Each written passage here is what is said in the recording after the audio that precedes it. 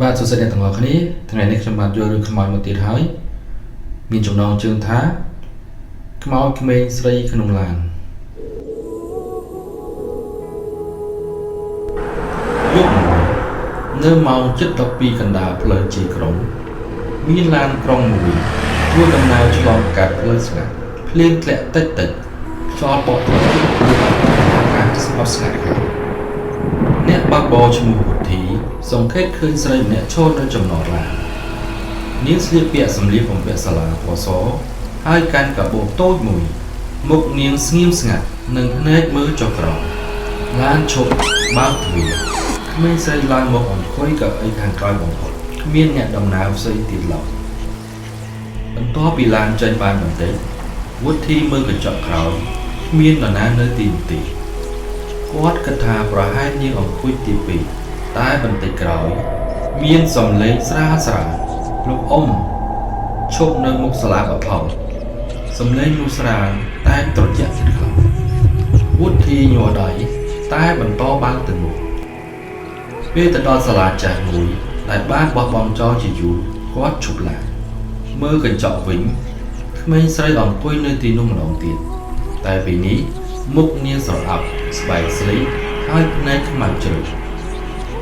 ខ្ញុំរងចាំឡាននេះរៀងរាល់យប់ភ្លាមភ្លើងក្នុងឡានលឹបឡែកសំឡេងជើងដើរជឿជឿពីក្រោយមកខាងមុខវុធីបិទភ្នែកភ្លាមពេលបើកវិញកៅអីខាងក្រោយទៅទីតែមានទឹកជ្រាបត្រជាក់លើកញ្ចក់ហើយមានអក្សរតូចសរសេរដោយចម្រាញ់ទឹកខ្ញុំមិនទាន់ដល់ផ្ទះទេបន្ទាប់ពីប្រជាជនក្នុងតំបន់ប្រាប់ថាកាលពី5ឆ្នាំមុនមានក្មេងស្រីម្នាក់ស្លាប់ក្នុងគ្រោះថ្នាក់ឡានក្រុងនៅចំណុចនោះនាងកំពុងត្រឡប់ពីសាលាតែមិនដែលដល់ផ្ទះឡើយចាប់តាំងពីថ្ងៃនោះមនុស្សជាច្រើននិយាយថានៅម៉ោង 7:12 យប់នឹងឃើញក្មេងស្រីម្នាក់ឈររង់ចាំឡានក្រុងហើយអ្នកបើកបរឃើញនាងក៏មើលកញ្ចក់ក្រោយបន្ទាប់ពីវុធីបាត់ខ្លួនក្រុមហ៊ុនបដូរអ្នកបើកបរឡានថ្មីឈ្មោះសុភីគាត់មិនជឿរឿងខ្មោចទេគាត់គិតថានេះគ្រាន់តែជាពាក្យចចាមរាប៉ុណ្ណោះយប់ដំបូង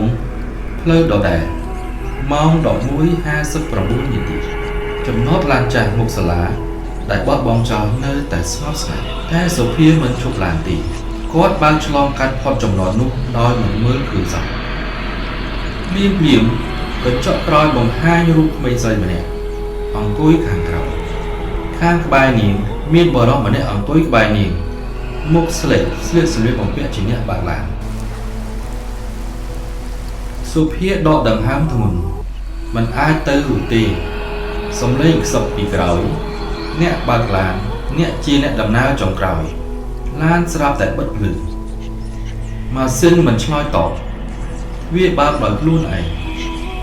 ខ្យល់ត្រជាក់បក់ចូលកៅអីមុខស្រាប់តែសើមដោយមាននរណាម្នាក់អង្គុយនៅទីនេះសុភាមើលកញ្ចក់ម្ដងទៀត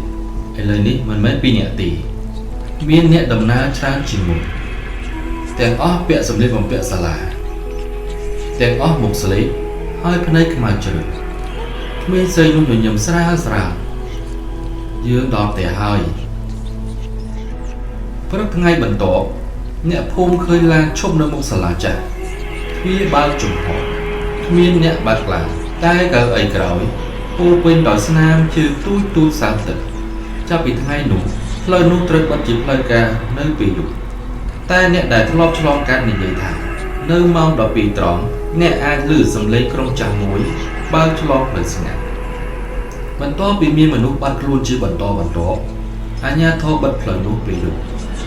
គ្មានឡានណាអនុញ្ញាតឲ្យឆ្លងកាត់ទៀតឡើយប៉ុន្តែយប់មួយមានយុវជន3នាក់ចងសាឡបងភាពក្លាហានពួកគេជិះម៉ូតូឆ្លងកាត់ផ្លូវនោះតែពេលហាមឃាត់ម៉ោង 12 ត្រង់ខ្យល់បក់ត្រជាក់ផ្លូវស្ងាត់ភ្លាមពួកគេឮសំឡេងឡានក្រុងចាស់មួយមកពីខាងក្រោយពួកគេឈប់មើលមានឡានក្រុងពណ៌ស្លេកមួយបើកយឺតលេខឡានចាស់ស្រអាប់ហើយកញ្ចក់ខ្មៅមើលមិនឃើញខាងក្នុងច្បាស់ទ្វារឡានបើកដោយខ្លួនឯងក្មេងស្រីម្នាក់ឈរនៅកណ្ដាលមកជួយខ្ញុំផងខ្ញុំរកផ្ទះមិនឃើញ មិត្តពីរអ្នកខ្លាចរត់ចេញតែមានម្នាក់ឈ្មោះតារាមិនជឿគាត់ដើរចូលទៅជិតឡាននៅខាងក្នុងគាត់បានឃើញក្មេងវ័យជាច្រើនអង្គុយស្ងៀមខាងមុខបំផុតមានអ្នកបើកឡានម្នាក់មុខស្លេកតារាឡើងឡានទ្វារបិទក្តាំងមិត្តពីរនាក់នៅក្រោយស្រីហៅតែឡានបាត់ទៅក្នុងអាប់ព្រឹកថ្ងៃបន្ទាប់គេរកឃើញម៉ូតូរបស់តារានៅចំណតចាស់តែបាត់ខ្លួនពីថ្ងៃនោះមកអ្នកដែលឃើញឡានក្រុងនោះនិយាយថាក្នុងចំណោមក្មេងៗមានយុវជនម្នាក់អង្គុយនៅជិតបង្អួចគាត់មើលចេញក្រៅដូចជាចង់ឲ្យមាននរណាម្នាក់ជួយតែក្មេងស្រីនោះតែងតែខ្សឹបថា